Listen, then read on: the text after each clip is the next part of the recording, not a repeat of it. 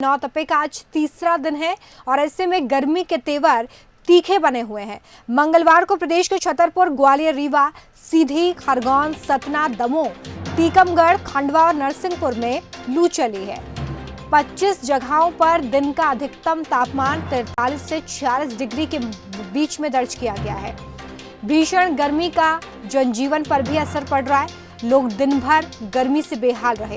राजधानी भोपाल की बात करें तो यहाँ पर अधिकतम तापमान 44 डिग्री दर्ज किया गया है। प्रदेश में सबसे ज्यादा 46 डिग्री तापमान खजुराहो, खरगोन, रीवा, ग्वालियर और नौगांव में हुआ है। देखिए, मध्य प्रदेश के कई जिले इस वक्त गर्मी का टॉर्चर सह रहे हैं और ऐसे में तापमान जो है वो लगातार बढ़ता हुआ दिखाई दे रहा है। मालवा के उज्जैन, इंदौर और धार जिले को छोड़कर पूरे प्रदेश में गर्म हवाएं और लू चली है। सीधे हम ग्वालियर का रुख कर रहे हैं। हमारे साथ प्रहलाद वहां से लाइव जुड़ चुके हैं। प्रहलाद, गर्मी का 3rd डिग्री टॉर्चर अब शुरू हो गया है। नौतपे के तीसरे ही दिन तीखे तेवर।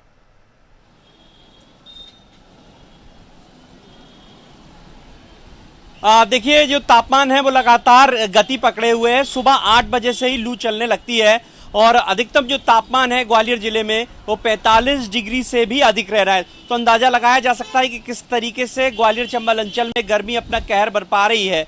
नौतपे से पहले ही गर्मी ने अपना असर दिखाना शुरू कर दिया था और आज जब तीसरा दिन है तो सुबह के 9 बजे हैं और जमीन जो है वो तपने लगी है और हवा जो है वो बहुत गर्म चल रही है। लोग तमाम जतन कर रहे हैं गर्मी से बचने के, लेकिन कोई जतन काम नहीं आ रहा है। मौसम विभाग ने येलो अलर्ट जारी किया है ग्वालियर चंबल संभाग के लिए। तो आप अगर लोगों की माने तो उन्हें बहुत ज़्यादा दिक्कत तब होती है जब वो घरों में रहते हैं और दोपहर में जैसे ही तापमान 45 डिग्री के आसपास पहुंचता है तब कूलर और पंखे जवाब दे जाते हैं। तो ऐसे में उन लोगों के लिए भी और ज़्यादा दिक्कत है जो फील्ड में काम करते हैं, जो व्यवसाय के लिए बाहर निकलते हैं या जो नौकरी पेशा लोग हैं जिनका मैदानी क्षेत्र में उनकी तैनाती है, तो उन लोगों को काफ़ी दिक्कत हो रही है। तापमान यहाँ पर 45 डिग्री से ऊपर जाने की भी संभावना है, यानी 47 डिग्री तक भी पहुँच सकता है। मौसम विज्ञानियों ने ये कहा है कि भीषण गर्मी से बचने के लिए आप दोपहर के समय घरों से ना निकलें, बहुत आवश्यकता हो तभी घरों से निकलें। वहीं चिकित्सकों की सलाह है कि सनस्क्रीन आदि का प्रयोग करें धूप में निकलने पर, चेहरे को ढककर रखें, सिर को ढककर रखें, फुल आस्तीन के कपड़े पहने। तो इस तरीके से तमाम सारी एडवाइजरी जारी की गई है क्योंकि हीट स्ट्रोक का भी खतरा अब बढ़ गया है। सुबह 9 बजे जब नीचे से जमीन जल रही है तो जब दोपहर के 12 या 3 बजते हैं तब ये स्थिति हो जाती है कि हर तरफ गर्मी का आलम रहता है। लोग बहुत ज़्यादा परेशान हो जाते हैं। उन्हें कुछ सूझ नहीं रहा है कि आखिर कैसे भीषण गर्मी से निजात मिलेगी, क्योंकि अभी तीसरा दिन आज है और अभी 6 दिन और ऐसे सामना करना है और 29 मई तक फिलहाल कोई गर्मी से राहत मिलने की उम्मीद नजर नहीं आ रही। एक तस्वीर दिखाना चाहूँगा बाजार की कि किस तरीके से लोग जरूर निकले हैं घरों से बाहर, क्योंकि सुबह 9 बजे का वक्त है, लेकिन सब इंतजाम करके निकल रहे हैं, अपने मुंह को कवर कर रखा है और तमाम वो प्रयास किए जा रहे हैं जिससे गर्मी से बचा जा सके। लेकिन फिलहाल कोई भी जतन कारगर साबित नहीं हो रहा क्योंकि गर्मी इतनी ज़्यादा है। जैसे ही तापमान 45 डिग्री के पास पहुंचता है तो ये जानलेवा हो जाती है। और कल का जो अधिकतम तापमान दर्ज किया गया है 45.8 डिग्री सेल्सियस रिकॉर्ड किया गया है। बिल्कुल, ये रिकॉर्ड तोड़ जो गर्मी है इस वक्त लोगों का हाल बेहाल कर रही है। क्या आने वाले समय में भी इसी तरह का मौसम रहने वाला है या कुछ राहत मिलेगी, ये जानेंगे। हमारे साथ खुद मौसम वैज्ञानिक अजय शुक्ला जी फोन लाइन पे जुड़ गए हैं। सर, बहुत स्वागत है आपका बंसल न्यूज पर। जी नमस्कार। अजय जी, मैं आपसे ये समझना चाहूंगी कि आज तीसरा दिन है नौतपे का और जिस तरह से हम तस्वीर देख रहे हैं मध्य प्रदेश की, कुछ ही जिले अगर छोड़ दिए जाएं तो बाकी जगहों पर 45 के पार तापमान दर्ज किया गया है। आने वाले दिनों में क्या इसी तरीके से गर्मी का टॉर्चर सहना होगा या कुछ राहत मिल पाएगी? अभी तो 2-3 दिन राहत की कोई संभावना नहीं है जी। मतलब 28-29 तक जो है तापमान जो ऐसे ही रहेगा। विशेषकर जो उत्तरी मध्य प्रदेश जो है जिसमें ग्वालियर, चंबल, सागर और रीवा संभाग के जिले हैं जी, यहाँ तो 45 डिग्री के ऊपर तापमान रहेगा। और उसके अलावा जो है ये भोपाल संभाग है और निमाड़ का जो क्षेत्र है जी, और जबलपुर वगैरह के आसपास की बात है, यहाँ पर भी वही 44-45 के आसपास तापमान रहने की संभावना है और ये स्थिति आगामी 1-2 दिन रहेगी। जी। चलिए, तो 1-2 दिन अभी इसी तरह का तापमान रहेगा, यानी कि लोगों को अभी गर्मी थोड़ा और सताने वाली है। बहुत शुक्रिया अजय जी हमारे साथ जुड़ने के लिए। और ये 4 तस्वीरें हम आप तक पहुंचा रहे हैं जो आपको ये बताएगा कि किस तरीके से इस वक्त गर्मी, प्रचंड गर्मी लोगों को बेहाल कर रही है, उनका जीना बेहाल हो रहा है। भोपाल की तस्वीरें देखिए, जहां पर मौसम वैज्ञानिक भी कह रहे थे कि भोपाल संभाग में अभी गर्मी थोड़ी और बढ़ने वाली है। 45 डिग्री के तापमान की बात हम अभी कर रहे हैं और ऐसे में आने वाले दिनों में और भीषण गर्मी की आशंका है। चंडीगढ़ में भी सुबह दिन चढ़ते ही लोगों को गर्मी का एहसास होने लगता है और दिन होते होते तक ही गर्मी लोगों के लिए सिरदर्द बन जाती है। अमृतसर में भी देखिए लोग अलग अलग तरह के जो लिक्विड डाइट्स हैं उनको ले रहे हैं ताकि इस गर्मी में गला तर हो और गर्मी से थोड़ी सी राहत मिल पाए। तो वहीं दिल्ली में भी इस वक्त रिकॉर्ड तोड़ गर्मी दर्ज की जा रही है। तापमान वहां पर भी 45 डिग्री के पार दर्ज किया जा रहा है। 4 तस्वीरें, 9 तपे का आज तीसरा दिन है और ऐसे में तापमान जगह जगह बढ़ा हुआ है। मौसम वैज्ञानिक मानते हैं कि आने वाले दिनों में अभी लू के थपेड़ों का सामना और करना होगा, थोड़ा और सताने वाली है गर्मी।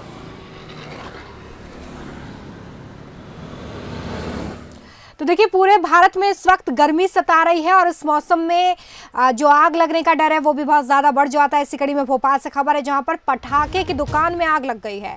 लाखों का सामान जलकर खाक हो गया है। देर रात शॉर्ट सर्किट होने की वजह से दुकान में आग लगी है। 6 से ज्यादा दमकल की गाड़ियां इस वक्त मौके पर और आग पर काबू पाने की कोशिश हो रही है। तस्वीरें आप तक पहुंचा रहे हैं। भोपाल करौंद हाउसिंग बोर्ड की एक घटना है और देखिए, ताजा अपडेट ये है कि आग पर काबू पा लिया गया है। दमकल दस्ता मौके पर पहुंचा था और आग पर काबू पा लिया गया, लेकिन क्योंकि पटाखे की दुकान थी तो काफी मशक्कत यहां पर करनी पड़ी है आग को काबू करने में। तो पटाखे की दुकान में ये आग लगी है। भोपाल से ये जानकारी हम आप तक पहुंचा रहे हैं। शॉर्ट सर्किट हुआ जिस वजह से दुकान में ये आग लग गई और दुकान में रखा लाखों का सामान आग की चपेट में आ गया। चलिए आगे बढ़ते हैं, बात कुछ और खबरों की। दूसरे राज्यों से मध्य प्रदेश लौटे प्रवासी मजदूरों का सर्वे आज से शुरू होगा।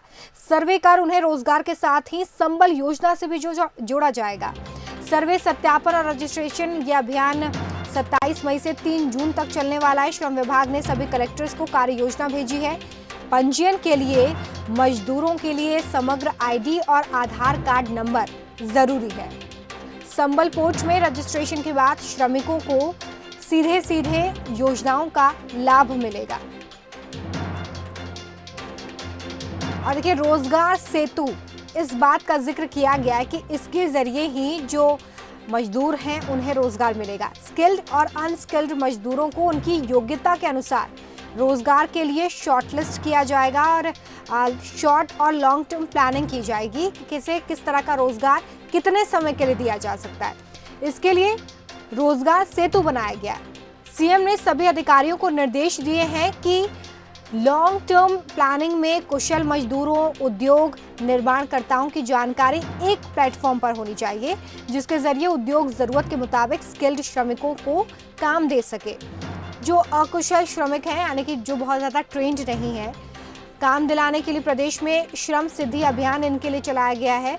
मध्य प्रदेश में अब 6.5 लाख मजदूर दूसरे राज्यों से लौट चुके हैं और इनका मन यही है कि अब ये उन राज्यों में नहीं लौटेंगे जहां से ये आए हैं। कभी जिन राज्यों में वो रोजगार के लिए गए थे वहां पर अब ना लौटने का फैसला उनकी तरफ से किया गया। ऐसे में अब राज्यों की जिम्मेदारी बढ़ जाती है कि ये उन श्रमिकों को कैसे रोजगार देंगे। इसको लेकर अब से कुछ देर पहले ही मुख्यमंत्री शिवराज सिंह चौहान की तरफ से ट्वीट भी सामने आया है। रोजगार सेतु को लेकर उन्होंने ये ट्वीट किया है जो आप अपनी स्क्रीन पर देख रहे हैं। उन्होंने लिखा है कि अपने स्किल्ड श्रमिक भाई बहनों और उद्यमियों को हम एक ही प्लेटफॉर्म पर खड़ा कर देंगे। इस तरह दोनों एक दूसरे के पूरक होंगे। हमारी कोशिश यही है कि रोजगार सेतु के माध्यम से अधिकतम कुशल मजदूर भाई बहनों को रोजगार दिला पाएं ताकि उनकी जिंदगी की गाड़ी एक बार फिर से पटरी पर लौटे। हमारे साथ विशेष संवाददाता विजय मांडगे फोन लाइन पे जुड़ गए। विजय जी, बहुत सारे श्रमिक हाल ही के दिनों में मध्य प्रदेश लौटे हैं और अब राज्यों की जिम्मेदारी है कि वो उन्हें रोजगार मुहैया कराएं, क्योंकि बुरी तरीके से उनका जनजीवन प्रभावित हो रहा है। रोजगार सेतु को आप कितना कारगर मानते हैं इस दिशा में?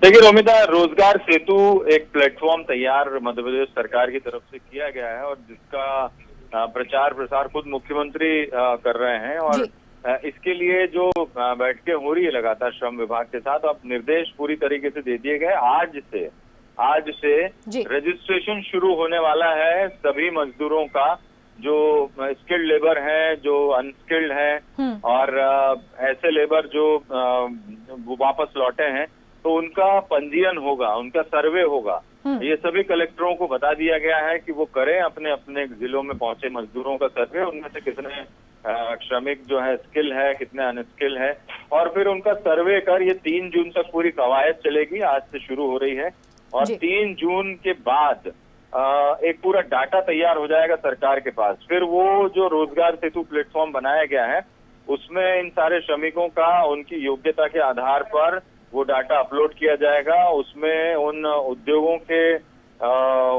का जानकारी भी होगी, निर्माणाधीन जो एजेंसीज है जो काम कर रहे हैं उनकी भी जानकारी होगी। तो आप एक प्लेटफॉर्म पर ये तमाम सारी चीजें रहेंगी, जिससे उद्योगों को यदि जरूरत पड़ेगी श्रमिकों की तो वो उनसे संपर्क कर उनसे सीधे बातचीत कर सकेंगे। क्योंकि केंद्र सरकार ने ये तय किया है, अभी 20 लाख करोड़ के राहत पैकेज का जब ऐलान किया था तो उसमें ये कहा था कि ठेका श्रमिक अब नहीं होंगे देश में। इसमें एक संशोधन किया है लेबर लॉज में, कानून में संशोधन किया गया है कि अब ठेका श्रमिक नहीं होंगे, सीधे श्रमिकों को जो निर्माणाधीन एजेंसियां हैं या फिर जिन्हें श्रमिकों की जरूरत है वो सीधे संपर्क करेंगे और बाकायदा उन्हें अपॉइंट किया जाएगा उस वक्त तक के लिए जब तक काम चल रहा है। तो ये ठेका श्रमिकों की प्रथा जो है वो जो लंबे समय से जो चल रही थी वो अब बंद होने वाली है और इसी वजह से ये तमाम सारी जो कवायद है राज्यों को करनी पड़ रही है। मध्य प्रदेश ने इसलिए रोजगार सेतु जो प्लेटफॉर्म है उसको बनाया है। 3 जून के बाद एक पूरा डाटा सामने आएगा कि कितने जो श्रमिक हैं वो कुशल है, कितने अकुशल है और किस तरह से फिर उन्हें रोजगार दिया जा सकता है। रोमिता, चलिए बहुत शुक्रिया विजय जी इतने अच्छे से सभी चीजें क्लैरिफाई करने के लिए। तो देखिए रोजगार सेतु इस कोरोना संकट के कारण जो रिजर्व माइग्रेशन कर प्रदेश में लौटे हैं मजदूर, उनको एक प्लेटफॉर्म देना है। इसके लिए रजिस्ट्रेशन आज से शुरू हो रहा है ताकि इन सभी मजदूरों को इनकी कुशलता के आधार पर काम दिया जा सके। इसके लिए रजिस्ट्रेशन आज से शुरू होने जा रहा है। कोरोना ने श्रमिक वर्ग को सबसे ज्यादा प्रभावित किया है। दूसरे राज्यों में रहकर अपना जीवन यापन करने वाले मजदूर लॉकडाउन के दौरान भारी अव्यवस्थाओं के बीच वापस अपने घर लौट आए हैं। जो लौटे हैं उनमें से आधे से ज्यादा अब वापस शहरों का रुख नहीं करना चाहते हैं। विकास संवाद संस्था ने मजदूरों के बीच ये सर्वे किया है, जिसमें ये नतीजा सामने आया है कि जो लोग शहरों की तरफ रुख करा करते थे, बड़े राज्यों की तरफ जाया करते थे कि वहां पर जाकर अपने जीवन की पटरी पर वो गाड़ी दौड़ाएंगे, अब वो वहां पर नहीं जाना चाहते हैं। कैसे ये सर्वे किया गया है और इसके क्या नतीजे हैं, ये आपको डिटेल में बता रहे हैं। विकास संवाद संस्था ने 10 जिलों से लौटे मजदूरों के बीच में ये सर्वे किया है।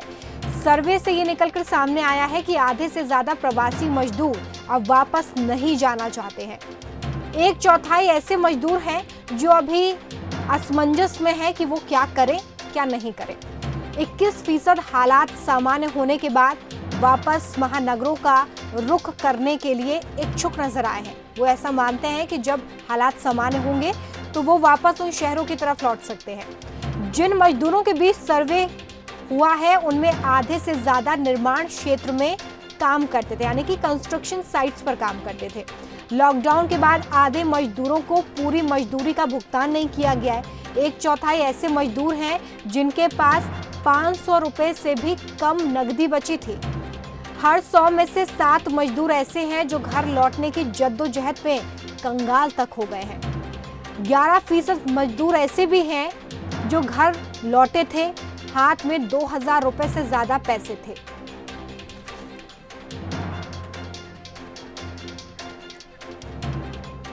सचिन जैन हमारे साथ फोन लाइन पे जुड़े हुए हैं, जो इस संस्था के अध्यक्ष हैं। उनसे हम समझने की कोशिश करते हैं। सदस्य हैं वो इस संस्था के। सर, बहुत स्वागत है आपका बंसल न्यूज पर। धन्यवाद। सर, मैं आपसे ये समझना चाहूंगी कि ये जो सर्वे किया गया है इसमें क्या कुछ आधार रहा है, कैसे आप लोगों ने ये सर्वे किया है और नतीजे कैसे आए हैं?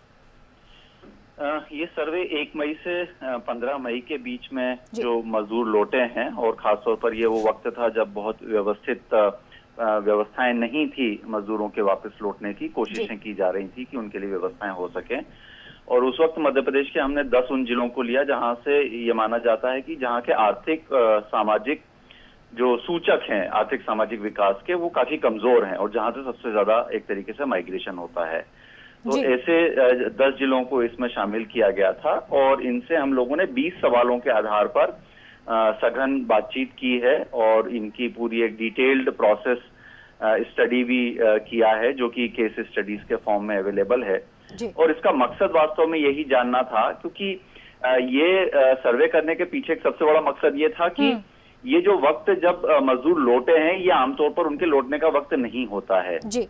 होली के बाद कई सारे जो शहरों में जाने वाले मजदूर होते हैं, वो होली के बाद काम पर जाते हैं। हमारे स्टडी में भी जो सबसे ज्यादा उभर कर आ रही है वो ये आ रही है कि एक्चुअली बहुत सारे ऐसे मजदूर थे जो 15 दिन पहले एक्चुअली अपने उन काम के जगहों पर पलायन करके पहुंचे थे और 15 दिन बाद उनको वापस आना पड़ा।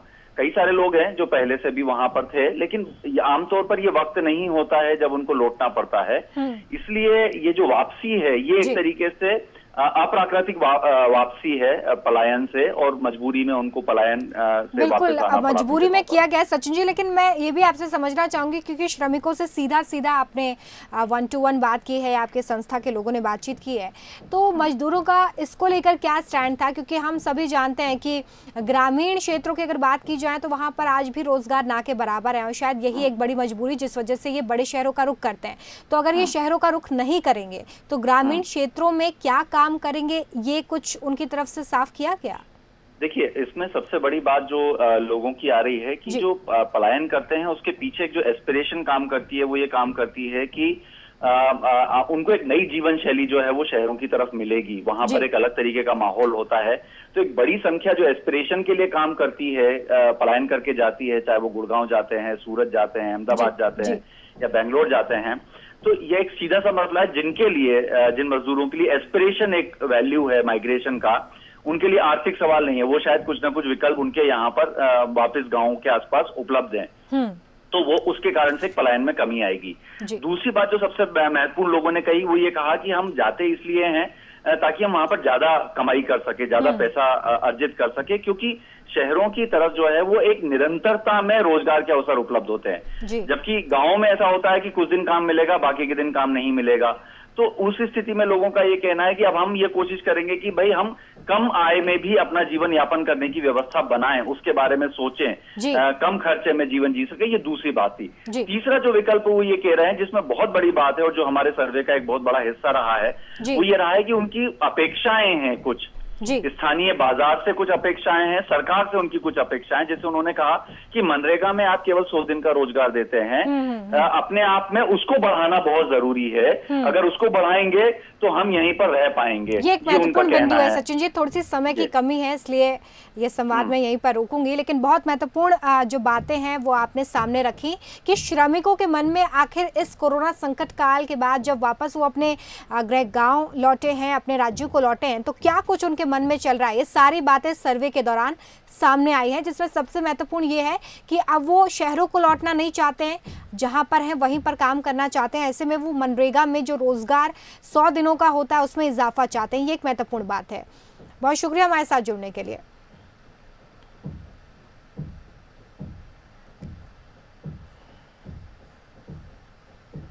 तो करेंगे भोपाल से मिल रही बड़ी खबर का, जहां पर 1 या 2 दिन में मुख्यमंत्री शिवराज सिंह चौहान दिल्ली जा सकते हैं। मंत्रिमंडल विस्तार को लेकर केंद्रीय नेतृत्व से उनकी चर्चा हो सकती है, ये संभावना इस वक्त। मंत्रिमंडल को लेकर मंगलवार शाम को भी एक अहम बैठक हुई है। प्रदेश अध्यक्ष वी डी शर्मा, सुहास भगत के साथ चर्चा की गई है। 40 मिनट तक बीजेपी दफ्तर में इन नेताओं के बीच में ये बातचीत चली है और माना यह जा रहा है कि मंत्रियों की जो सूची है लगभग अब वो फाइनल हो चुकी है, सिर्फ इस पर अंतिम मोहर लगना बाकी है। तो देखिए, शिवराज कैबिनेट के विस्तार की तैयारियां अब अपने अंतिम चरण में है। हमारे साथ विशेष संवाददाता जुगल किशोर शर्मा फोन लाइन पे जुड़ गए हैं। जुगल जी, अब ये माने कि कैबिनेट विस्तार का ये अंतिम पड़ाव जिसको लेकर अब सिर्फ मोहर का इंतजार किया जा रहा है? बिल्कुल ये माना जा सकता है कि मंत्रिमंडल विस्तार तय हो चुका है। मंत्रियों के जिन दावेदारों को मंत्री बनाना है उनके नाम भी तय हो चुके हैं। बस अब अंतिम मोहर का इंतजार है। शिवराज सिंह चौहान दिल्ली जाएंगे और दिल्ली से इस सूची पर मोहर लगा के लाएंगे। अब ये देखना होगा कि मुख्यमंत्री शिवराज सिंह चौहान कब दिल्ली जाते हैं। कल या परसों ऐसा संभव है कि वो जा सकते हैं। कल रात को शिवराज सिंह चौहान, मुख्यमंत्री Shivraj Singh Chouhan, state president BJP के बीडी शर्मा और संगठन मंत्री सुहास भगत के बीच करीब 40 मिनट तक चर्चा हुई है कल देर शाम को। उसके बाद ये माना जा रहा है कि सूची फाइनल हो गई। कयास ये लगाए जा रहे थे कि आज मुख्यमंत्री शिवराज सिंह चौहान दिल्ली जा सकते हैं, लेकिन आज जो उनका प्रोग्राम आया है उसमें दिल्ली का जिक्र नहीं है। यानी कि अब ये कहा जा रहा है कि कल या परसों मुख्यमंत्री शिवराज सिंह चौहान दिल्ली जा सकते हैं। तो ये बहुत स्पष्ट हो चुका है कि सूची लगभग फाइनल हो चुकी है। किसको मंत्रिमंडल में रखना है और किसको नहीं रखना है ये तय हो चुका है। अब बस केंद्रीय नेतृत्व की मोहर का इंतजार है।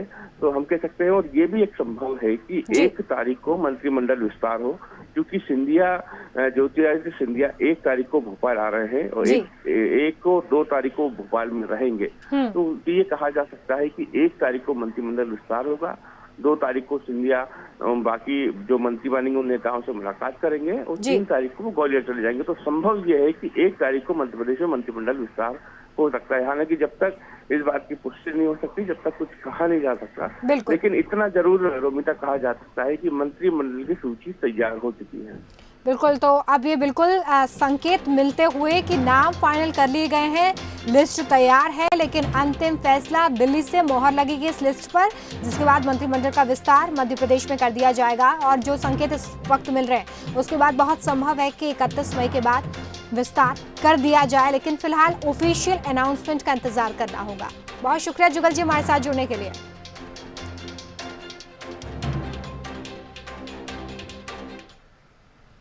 खाने पीने के शौकीन इंदौरियों के लिए एक राहत भरी खबर यह है कि अब फूड की होम डिलीवरी को मंजूरी दे दी गई है। जिला प्रशासन ने परमिशन दे दी है। साथ ही इंदौर में आज से सरकारी दफ्तर खोले जाएंगे। मंगलवार को कलेक्टर ने दफ्तर खोलने का आदेश जारी किया, लेकिन दफ्तरों में आम लोगों के आने की अनुमति अभी नहीं है। साथ ही चोइथराम मंडी में आलू, प्याज, लहसुन की थोक में खरीदी बिक्री की अनुमति भी दे दी गई है। तो दफ्तर खोले जाएंगे, फूड डिलीवरी को मंजूरी दे दी गई है।